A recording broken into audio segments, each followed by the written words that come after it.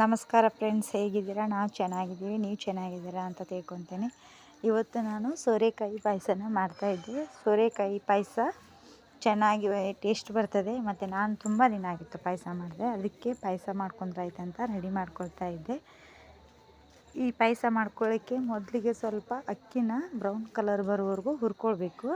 Normal ನಾವು ಅನ್ನ ಮಾಡೋ ಅಕ್ಕಿನೇ ಸ್ವಲ್ಪ ತೊಗೊಂಡು ಅದನ್ನ ಬ್ರೌನ್ ಕಲರ್ ಬರೋವರೆಗೂ ಹುರಿದು ಅದಕ್ಕೆ ಮಿಕ್ಸಿ ಮಾಡಿ ಹಾಕ್ಕೊಂಡ್ರೆ ಟೇಸ್ಟ್ ಚೆನ್ನಾಗಿರ್ತದೆ. ಅದಕ್ಕೆ ಸ್ವಲ್ಪ ಅಕ್ಕಿನ ಹುರ್ಕೊಳ್ತಾ ಇದ್ದೆ. ಸೋರೆಕಾಯಿನ ಮೊದಲಿಗೆ ಕಟ್ ಮಾಡಿಕೊಂಡು, ಎಷ್ಟು ಬೇಕೋ ಅಷ್ಟು ಸೋರೆಕಾಯಿನ ಕಟ್ ಮಾಡಿಕೊಂಡು ಅದ್ರ ಮೇಲ್ಗಡೆ ಇರೋ ಸಿಪ್ಪೆ ಎಲ್ಲ ತೆಗೆದು ತೊಳೆದು ನಾವು ತುರಿದು ಇಟ್ಕೊಳ್ಬೇಕು ಮೊದಲಿಗೆ. ಅದರಲ್ಲಿ ನೀರಿನ ಅಂಶ ಜಾಸ್ತಿ ಇರ್ತದಲ್ಲ, ಸ್ವಲ್ಪ ನೀರಿನ ಅಂಶ ಹೋಗ್ತದೆ ನಾವು ಹುರ್ಕೊಳ್ಳೋಷ್ಟೊತ್ತಿಗೆ. ಅದಕ್ಕೆ ನಾನು ಅದನ್ನ ತುರಿದು ನೀರಿನ ಅಂಶ ಸ್ವಲ್ಪ ಕಡಿಮೆ ಆಗಲಿ ಅಂತ ಇಟ್ಟಿದ್ದೆ. ಇಲ್ಲಿ ಅಕ್ಕಿನ ಹುರಿತಾ ಇದ್ದೆ. ಅಕ್ಕಿ ಸ್ವಲ್ಪ ಬ್ರೌನ್ ಕಲರ್ ಬಂದರೆ ಟೇಸ್ಟ್ ಚೆನ್ನಾಗಿರ್ತದೆ. ಅದಕ್ಕೆ ಅಕ್ಕಿನ ಬ್ರೌನ್ ಕಲರ್ ಬರೋವರೆಗೂ ಹುರಿತಾ ಇದ್ದೆ. ನಾನು ಒಂದು ಸೋರೆಕಾಯಲ್ಲಿ ಅರ್ಧ ಸೋರೆಕಾಯಿ ಸಾಂಬಾರು ಮಾಡ್ಕೊಂಡೆ, ಅರ್ಧ ಸೋರೆಕಾಯಿನ ಪಾಯಸ ಮಾಡ್ತಾಯಿದ್ದೆ. ನಂಗೆ ಅರ್ಧನೇ ಸಾಕಂತ, ನಿಮ್ಗೆ ಜಾಸ್ತಿ ಬೇಕಾದರೆ ಜಾಸ್ತಿ ತೊಗೊಳ್ಬೋದು. ನೋಡಿ, ಈ ಥರ ಬ್ರೌನ್ ಕಲರ್ ಬರಬೇಕು ಅಕ್ಕಿ. ಇದಕ್ಕೆ ಸ್ವಲ್ಪ ತೆಂಗಿನ ತುರಿ ತೊಗೊಂಡು ಅದನ್ನು ಮಿಕ್ಸಿ ಮಾಡಿಕೊಂಡು ಹಾಲು ತಗೋಬೇಕು. ತೆಂಗಿನ ಹಾಲಕ್ಕಂದರೆ ಟೇಸ್ಟ್ ಚಲೋ ಇರ್ತದೆ ಸ್ವಲ್ಪ ಸೋರೆಕಾಯಿ ಪಾಯಸಕ್ಕೆ. ಈ ಥರ ಕಲರ್ ಬಂತೀಗ. ನಾನು ತೆಂಗಿನಕಾಯಿನ ಮೊದಲೇ ತುರಿದಿಟ್ಕೊಂಡಿದ್ದೆ. ಇದು ಆರಲಿಕ್ಕೆ ಎತ್ತಿಟ್ಕೊಂಡೆ. ಈಗ ಅಕ್ಕಿನ ತೆಂಗಿನಕಾಯಿ ತುರಿ ನಾನು ಮೊದಲೇ ತುರಿದಿಟ್ಕೊಂಡಿದ್ನಲ್ಲ, ಅದನ್ನು ಈಗ ಮಿಕ್ಸಿ ಮಾಡ್ಕೊಂಡಾಯ್ತಂತ ಸೈಡಿಗೆ ಎತ್ತಿಟ್ಟೆ. ಈಗ ಅದಕ್ಕೆ ಅದೇ ಬಾಣಲಿ ಸ್ವಲ್ಪ ತುಪ್ಪನ ಹಾಕಿ ಡ್ರೈ ಫ್ರೂಟ್ಸ್ನ ಸ್ವಲ್ಪ ಹುರಿತಾ ಇದ್ದೆ. ಅದರಲ್ಲಿ ಈ ಥರ ತುಪ್ಪದಲ್ಲಿ ಸ್ವಲ್ಪ ಫ್ರೈ ಮಾಡ್ಕೋಬೇಕು ಡ್ರೈ ಫ್ರೂಟ್ಸು. ಸ್ವಲ್ಪ ಗೋಡಂಬಿ, ಸ್ವಲ್ಪ ದ್ರಾಕ್ಷಿ ತೊಗೊಂಡಿದ್ದೆ ನಾನು. ಈಗ ಈ ಸೋರೆಕಾಯಿನ ಸ್ವಲ್ಪ ನೀರಿನ ಅಂಶ ಕಡಿಮೆ ಆಗಿತ್ತಲ್ಲ, ಅದೇ ತುಪ್ಪದಲ್ಲಿ ಹಾಕಿ ಫ್ರೈ ಮಾಡ್ಕೋಬೇಕು. ನೀರಿನ ಅಂಶ ಸ್ವಲ್ಪ ಅದು ಕಡಿಮೆ ಆಗೋವರೆಗೂ ನಾವು ಫ್ರೈ ಮಾಡ್ಕೋಬೇಕು. ತುಪ್ಪದಲ್ಲಿ ಫ್ರೈ ಮಾಡ್ಕೊಂಡ್ರೆ ಟೇಸ್ಟ್ ಚಲೋ ಇರ್ತದೆ ಅಂತ. ಅದು ಸೋರೆಕಾಯಿ ನಾವು ಜಾಸ್ತಿ ತೊಗೊಂಡ್ರೆ ಅದು ಆಮೇಲೆ ನಾವು ಹುರಿದ್ಮೇಲೆ ಸ್ವಲ್ಪ ಆಗಿಬಿಡ್ತದೆ. ನನಗಿಷ್ಟೇ ಸಾಕಂತ ನಾನು ಇಷ್ಟೇ ತೊಗೊಂಡಿದ್ದೆ. ನಿಮಗೆ ಜಾಸ್ತಿ ಬೇಕಾದರೆ ಜಾಸ್ತಿ ತೊಗೊಳ್ಬೋದು. ಈ ಥರ ನೋಡಿ, ಇವಾಗ ಅದು ನೀರಿನ ಅಂಶ ಎಲ್ಲ ಬಿಟ್ಟು ಸ್ವಲ್ಪ ತುಪ್ಪದ್ದು ಎಣ್ಣೆ ಟೈಪ್ ಮೇಲೆ ಬರ್ತಾ ಇತ್ತಲ್ಲ, ಅದು ತುಪ್ಪ. ಅದು ಈ ಥರ ಫ್ರೈ ಮಾಡ್ಕೋಬೇಕೀಗ. ನೋಡಿ, ಚೆನ್ನಾಗಿ ಫ್ರೈ ಆಗ್ತಾಯಿದೆ. ಅದು ಫ್ರೈ ಮಾಡ್ಕೊಂಡು ಸ್ವಲ್ಪ ಬದಿಗೆ ಎತ್ತಿಟ್ಕೋಬೇಕು, ಸ್ವಲ್ಪ ಅದು ಆರಲಿಕ್ಕೆ. ಈಗ ಬದಿಗೆ ಎತ್ತಿಟ್ಕೊಬೇಕು. ಇನ್ನಿಷ್ಟು ಹುರ್ಕೊಂಡು ನಾನು ತೆಂಗಿನ ತುರಿ ಒಂದು ಮಿಕ್ಸಿ ಮಾಡ್ಕೊಂಡ್ರೆ ಆಯ್ತಂತ ಅದನ್ನೊಂದು ಮೊದಲೇ ನಾನು ಕಾಯಿ ತುರಿ ಹೆರೆದಿಟ್ಕೊಂಡಿದ್ದೆ. ನಾನು ಅರ್ಧ ಕಾಯಿ ತುರಿ ತೊಗೊಂಡಿದ್ದೆ. ನೀವು ಬೇಕಿದ್ದರೆ ನಿಮ್ಗೆ ಎಷ್ಟು ಬೇಕೋ ಅಷ್ಟು ಕಾಯಿ ತುರಿನ ತೊಗೊಂಡು ಹಾಲು ತಕ್ಕೋಬೋದು.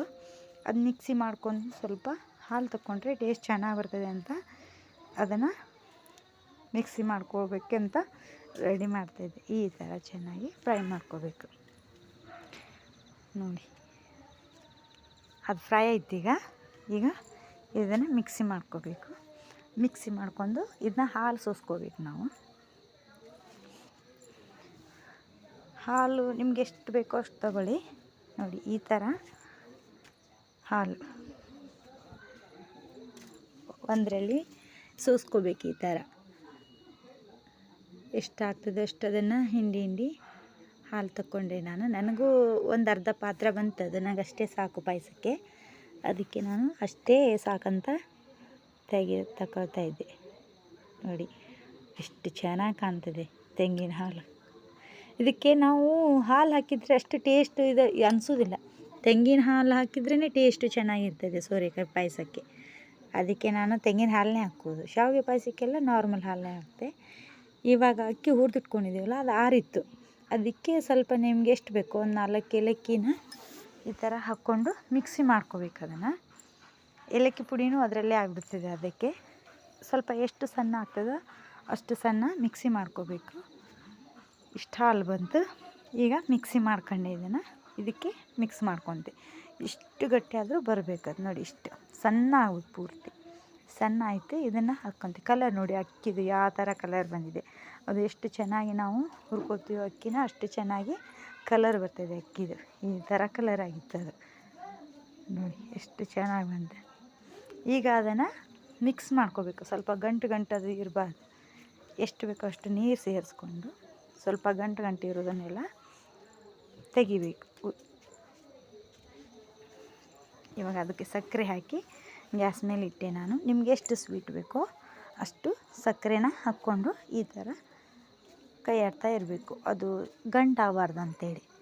ಕಲರ್ ನೋಡಿ ಎಷ್ಟು ಚೆನ್ನಾಗಿ ಬಂದಿತ್ತು, ಟೇಸ್ಟು ಅಷ್ಟೇ ಸಖತ್ತಾಗಿ ಬಂದಿತ್ತು ಸೋರೆಕಾಯಿ ಪಾಯಸದ್ದು. ನಾನು ತುಂಬ ದಿನ ಆಗಿತ್ತು ಸೋರೆಕಾಯಿ ಪಾಯಸ ಮಾಡಿರಲಿಲ್ಲಾಗಿತ್ತು. ಇಲ್ಲಾಂದರೆ ಸೋರೆಕಾಯಿ ಇದ್ದಾಗೆಲ್ಲ ಒಂದು ಸಲ ಪಾಯಸ ಮಾಡೋದೆ ನಾನು. ಈಗ ಹುರಿದಿಟ್ಕೊಂಡಿರೋಂಥ ಸೋರೆಕಾಯಿನ ಇದಕ್ಕೆ ಮಿಕ್ಸ್ ಮಾಡಿಕೊಂಡೆ. ಅದು ಗಂಟೆಲ್ಲ ಒಡಿಬೇಕು, ಆ ಥರ ಸ್ವಲ್ಪ ಕೈ ಆಡಬೇಕು. ಈಗ ಅದನ್ನು ಹುರಿದಿಟ್ಕೊಂಡಿರೋದೆಲ್ಲ ಹಾಂ ಈ ಥರ ಬಂತು ನೋಡಿ.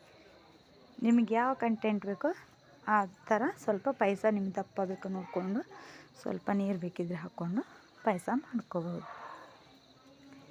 ಈ ಥರ ಬಂತು. ಈಗ ಇದು ಒಂದು 5-10 ನಿಮಿಷ ಕುದಿಬೇಕು. ಅದು ಮೊದಲಿಗೆ ಸೋರೆಕಾಯಿ ಬೆಂದಿರ್ತದೆ, ಸ್ವಲ್ಪ ಇನ್ನೊಂದು 10 ನಿಮಿಷ ಕುದ್ರೆ ಚಲೋ ಟೇಸ್ಟ್ ಬರ್ತದೆ ಅಂತೇಳಿ ನೋಡಿ.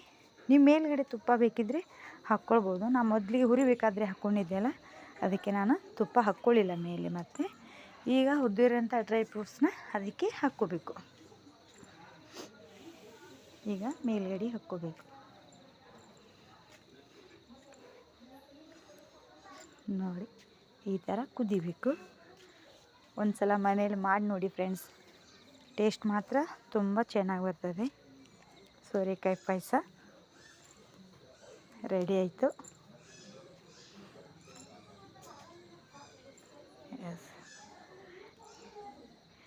ಇಷ್ಟ ಆಗಿತ್ತು ಇವತ್ತಿನ ಈ ವಿಡಿಯೋ.